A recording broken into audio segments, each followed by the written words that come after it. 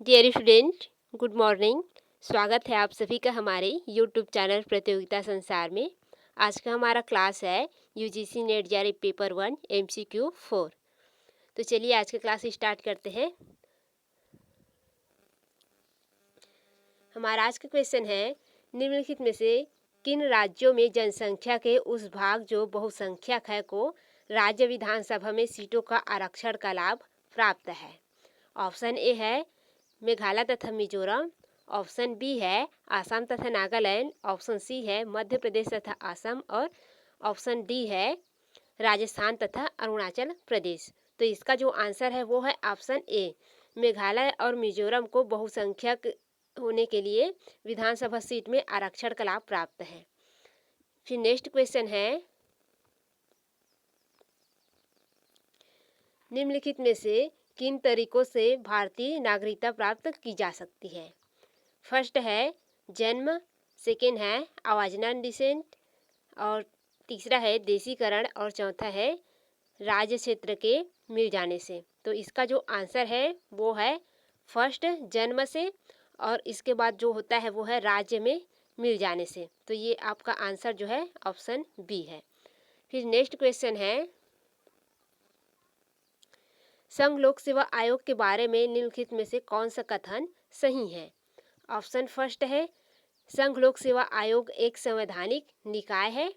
Option second है यह एक सलाहकार निकाय के रूप में काम करता है। और ऑप्शन तीसरा जो दिया है वो है इससे यह अपेक्षा की जाती है कि वह अनुसूचित जातियों और अनुसूचित जनजातियों के सिविल सेवा में प्रतिनिधित्व के बारे में सलाह दे। और फोर ऑप्शन है अधिकारियों और आयोगों के अध्यक्ष तथा सदस्यों की नियुक्ति करते समय उसका परामर्श लिया जाए। तो इसका जो आंसर है वो है ऑप्शन ए, संघ लोक सेवा आयोग एक संवैधानिक निकाय है और ऑप्शन आपका दो, एक सलाहकार निकाय के रूप में काम करता है। तो ये दोनों ऑप्शन आपका राइट है। तो इसका आंसर होगा आपका ऑप्शन डी। फिर नेक्स्ट है, वर्ष 2010-11 में उच्च शिक्षा में निम्न में से किस श्रेणी के विद्यार्थियों का नामांकन निर्धारित आरक्षित श्रेणी के प्रतिशत से अधिक था। यानी कि 2010-11 में उच्च शिक्षा के अंतर्गत इसमें से कौन से वर्ग है जिसमें नामांकन में विद्यार्थियों का प्रतिशत जो है आरक्षित श्रेणी से अधिक हो गया था। ऑप्शन ए है अन्य पिछड़ा वर्ग विद्यार्थी, ऑप्शन बी है अनुसूचित जाति विद्यार्थी, ऑप्शन सी है अनुसूचित जनजाति विद्यार्थी और ऑप्शन डी है महिला विद्यार्थी। तो इसका जो आंसर है वो है अन्य पिछड़ा वर्ग के विद्यार्थी जो है वो 2010-11 में जो नामांकित निर्धारित आरक्षण है उससे अधिक हो गया था। फिर नेक्स्ट जो क्वेश्चन है वो है, विश्वविद्यालय अनुदान आयोग के संबंध में निम्नलिखित में से कौन सा कथन सत्य नहीं है। इसमें आपको असत्य कथन को बताना है। ऑप्शन ए है इसे 1956 में संसद के एक अधिनियम द्वारा स्थापित किया गया था। ऑप्शन बी है इसे उच्च शिक्षा को उन्नति और समन्वय का कार्य सौंपा गया है। ऑप्शन सी है इसे केंद्र सरकार से योजनागत और गैर योजनागत निधियां प्राप्त होती है। ऑप्शन डी है राज्य विश्वविद्यालयों के लिए इसे राज्य सरकारों से निधियां प्राप्त होती है। तो इसका जो आंसर है वो है ऑप्शन डी। इसमें क्या होता है, जो राज्य विश्वविद्यालय के लिए इसे राज्य सरकारों से निधियां प्राप्त होती है। इसके बाद है नेक्स्ट क्वेश्चन,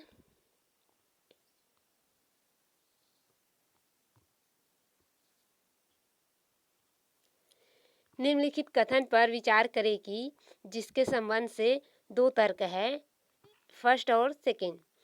कथन 1 है क्या भारत को द्विदल पद्धति अपना लेनी चाहिए और उसका तर्क है हाँ इससे सरकार में स्थिरता आएगी। ऑप्शन सेकेंड दिया है इसमें नहीं, इसमें मतदाताओं की पसंद सीमित होगी। तो इसका जो आंसर है वो है ऑप्शन सी, दोनों तर्क प्रबल है। ये दोनों तर्क ही प्रबल है। फिर नेक्स्ट क्वेश्चन है, निम्नलिखित कथन तथा दिए गए तर्क पर विचार करें। कथन है क्या आपराधिक पृष्ठभूमि के व्यक्तियों का चुनाव में भाग लेने पर प्रतिबंध लगाना चाहिए या नहीं। तो इसका जो तर्क है वो है हाँ यह राजनीति के अपराधीकरण को रोकेगा यदि हम उस पर प्रतिबंध लगाते हैं। तो नहीं, इससे शासित दल को अपने राजनीतिक गतिविधियों के विरुद्ध तुच्छ मामले में फाइल करने में प्रोत्साहित या प्रोत्साहन मिलेगा। तो इसका जो आंसर है वो है ऑप्शन ए। केवल ए तर्क ही प्रबल है और दूसरे में कोई प्रबलता नहीं है, तो ऑप्शन बी आपका रॉन्ग है। फिर नेक्स्ट क्वेश्चन है, भारत के उच्च न्यायालय के न्यायाधीश के संबंध में निम्नलिखित में से कौन से अभिकथन सत्य है? ऑप्शन ए, उच्चतम न्यायालय के न्यायाधीश की नियुक्ति भारत के राष्ट्रपति द्वारा की जाती है। ऑप्शन बी है, वह राष्ट्रपति के प्रसाद पर्यंत पद धारण करता है।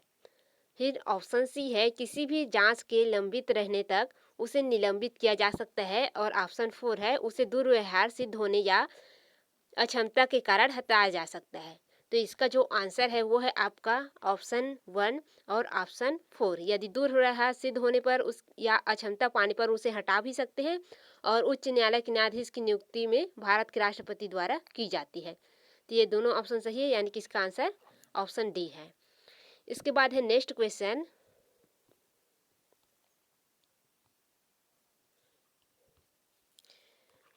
पूर्वतः अधिपत्र में लोकसभा अध्यक्ष किसके बाद आती है?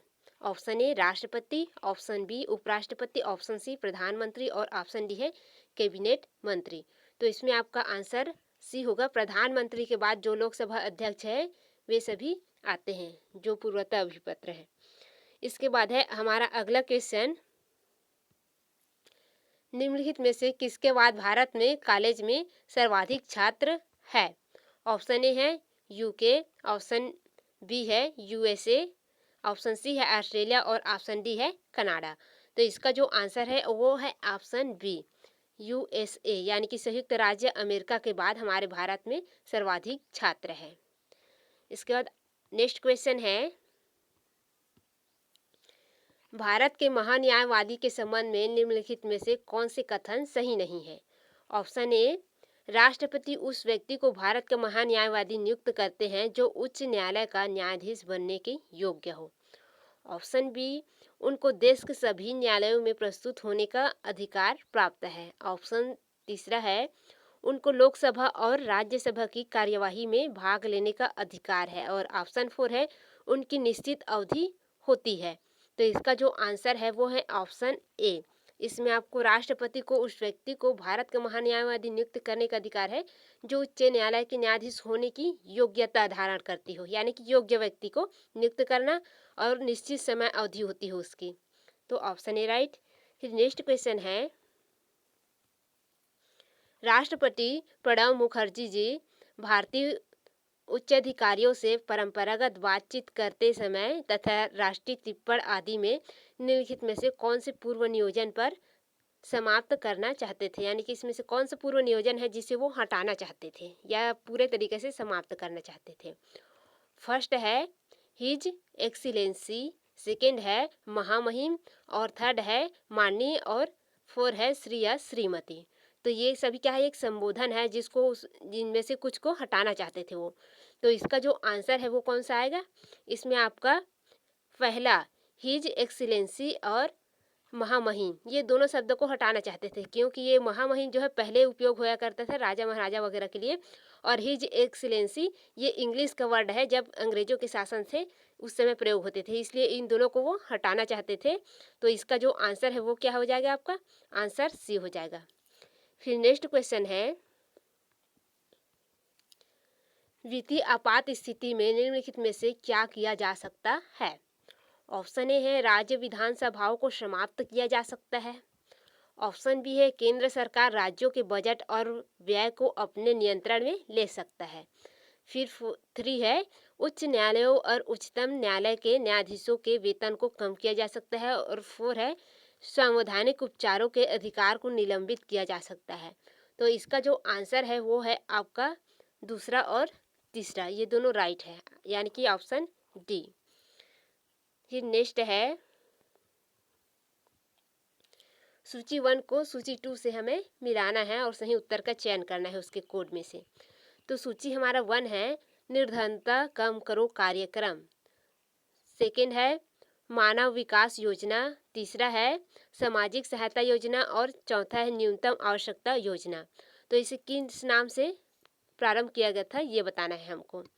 तो मिड डे मील योजना, और इंदिरा आवास योजना और राष्ट्रीय वृद्धा पेंशन और मनरेगा, ये 4 योजनाएं हैं जिसको हमें क्या करना है, उससे मिलान करना है। तो निर्धनता कम करो योजना, तो इसका आंसर कौन सा होगा, आपका मनरेगा। इसको थोड़ा सा मिटा देते हैं।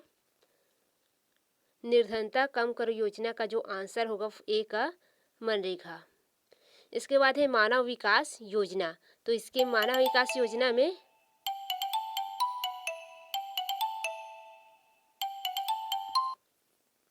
मानव विकास जो योजना है इसके अंतर्गत आपका आएगा मिड डे मील। इसके बाद है तीसरे नंबर में सामाजिक सहायता योजना, तो सामाजिक सहायता योजना में आपका आता है राष्ट्रीय वृद्धा पेंशन। इसके बाद आपका है न्यूनतम आवश्यकता योजना, इसके अंतर्गत इंदिरा आवास योजना, तो यह है, तो इसका आंसर आपका ए है। फिर नेक्स्ट जो क्वेश्चन है वो है भारतीय उच्च अध्ययन संस्थान कहाँ स्थित है। Option A Dharamshala, option B Shimla, option C Solan और ऑप्शन डी चंडीगढ़। तो इसका जो आंसर है वो है ऑप्शन बी शिमला में। फिर नेक्स्ट जो क्वेश्चन है वो है राष्ट्रीय अध्यापक शिक्षा परिषद के कार्यालयों को संख्या बताइए। Option A 4, option B 5, option C 6 और ऑप्शन डी 8। तो इसका जो आंसर है वो है ऑप्शन ए, इसमें 4 है। फिर नेक्स्ट क्वेश्चन है डॉक्टर बी.आर. अम्बेडकर ने निम्न अधिकारों में किसे भारतीय संविधान का हृदय व आत्मा कहा था। ऑप्शन ए अभिव्यक्ति की स्वतंत्रता, ऑप्शन बी समानता का अधिकार, ऑप्शन सी धार्मिक स्वतंत्रता का अधिकार और ऑप्शन डी है संवैधानिक उपचारों का अधिकार। तो इसमें आपका आंसर जो है वो है डी ऑप्शन, संवैधानिक उपचारों का अधिकार। फिर नेक्स्ट क्वेश्चन है निम्नलिखित में से किसने भारत में जिला कलेक्टर का पद सृजित किया। Option A Lord Clive's, option B Warren Huntington और ऑप्शन सी है the royal commission of decentralisation और ऑप्शन डी है सर चार्ल्स मेटकाफ। तो इसका जो आंसर है वो है ऑप्शन बी वारेन हंटिंगटन। फिर नेक्स्ट क्वेश्चन है एक नागरिक के मूल कर्तव्य में सम्मिलित है। फर्स्ट है संविधान, राष्ट्रीय ध्वज और राष्ट्र का सम्मान।